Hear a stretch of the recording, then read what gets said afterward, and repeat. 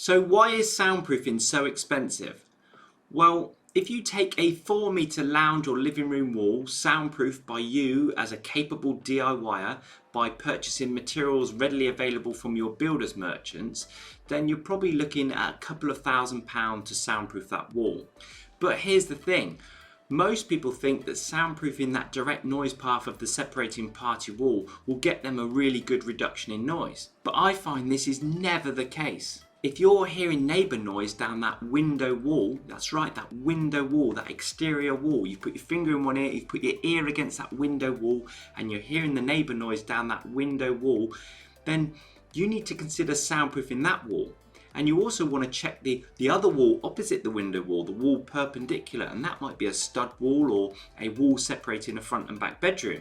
You also want to check maybe those other walls like separating an ensuite or cupboard under the stairs, or check the floor and check the ceiling.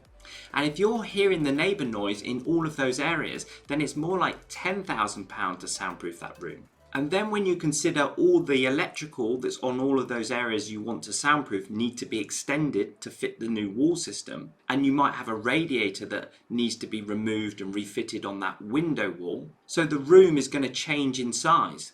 The skirting architrave may need to be replaced, and the carpet or floor finish is going to need refitting, and therefore the whole room will probably need decorating. So you can start to see how expensive it is to soundproof one room if you start trying to soundproof all those different noise paths. So why is soundproofing so expensive?